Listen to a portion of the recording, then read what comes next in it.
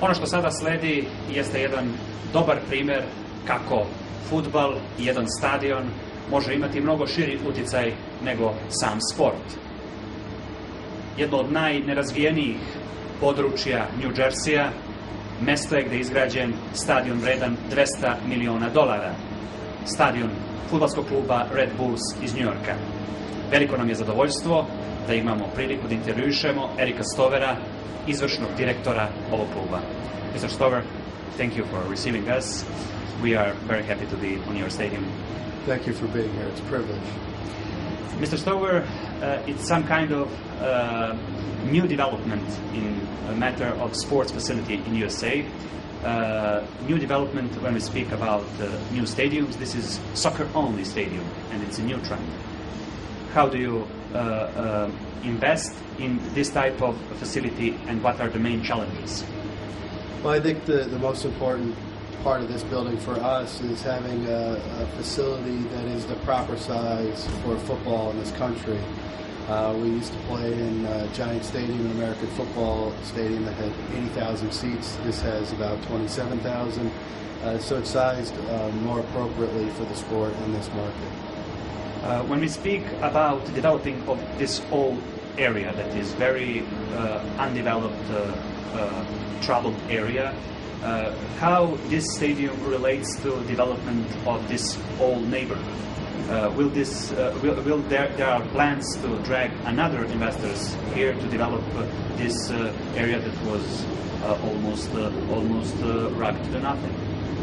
Yeah, I think that's the important part of what stadiums can bring to a community. It's the social improvement that this facility specifically has done. We're part of a larger redevelopment here in Harrison, New Jersey. The total acreage of the redevelopment zone is about a third of the entire community. We're just one developer. There's 3 others working in this area to develop apartments, townhomes, restaurants, bars, and all of this acreage was abandoned warehouses for the most part on contaminated soil. So in the next 5 to 10 years, it's going to totally transport this area into a totally different economic stratosphere. And when we speak about development, this facility is one of the most modern football stadiums, soccer stadiums in the world. When you look average price of similar facilities in Europe, this is $200 million worth investment. How do you estimate the possibility that this facility, when this development around the stadium finished, became more economically feasible than that is now the situation? Well, it's a very good point. We're still in the growth stage of not only the soccer and the sport of football in this country, but for our club. And we're trying to develop the sport. So whenever you're starting something new, you can't expect to make profits immediately. So we're not focused on that. We're trying to do things the right way. We're trying to run the sport of football the right way. And over the next 5 to 10 years, I think you'll see as this community totally changes that our economic situation here will change significantly for us. This beautiful stadium and the soccer club itself is named by a big corporate sponsor and owned by a big company, Red Bull. This synergy of business and sport is very interesting. So how this works out and how important this connection is for stability of soccer club Red Bull New York?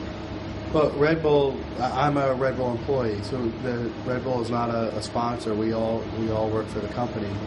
Our owner has a very specific approach to doing things the right way. We're lucky to have an owner that is as aggressive as Red Bull. And I think it's very important for us at the end of the day to always represent the brand well, and the best way for us to do that is to win as many matches as possible. And then I think over time that connection to the company and to the sport gets stronger and stronger. For European audience, the most familiar part connected to American football is bringing big names of European football to be players in MLS. This club is not exception. We know that one of the best world's player, Thierry Henry, is playing for this club, Marquez from Barcelona and so on. How this influence is important for popularization of soccer in the USA? Well, we think it's extremely important because here in New York there are 9 other major professional sports teams, and we're competing for relevance in the local media and in people's attention every day. Not necessarily competing with MLS teams, while we are. We're competing with New York professional franchises to get the back page of the Daily News or the Post, to be on local television. So to do that, you need to have stars here in New York, and we have a couple very big stars. And we're also very cognizant of putting together a balanced team, so we don't have just one superstar out there, that we have 11 quality players. And I think the soccer purist responds to the 11 quality players, and the casual fan that we're trying to develop responds to the big stars. So I think we have a good balance here, and the future, of course, is always having the proper developmental academies, and we're doing that pretty well as well. So for our first 4 years, it was a little bit of a slow start, but now things are really settling in, and I think we're raising the flag for all of MLS here. And when we speak about the future and redevelopment of this investment, how do you see opportunity of organizing sport non-related events here? And what's happening now here? And what are your plans for further concert? Well, I think we're going to do concerts occasionally, a couple a year probably. We'll do rugby events, but this is first and foremost a soccer facility for us. We don't want to put the pitch in jeopardy.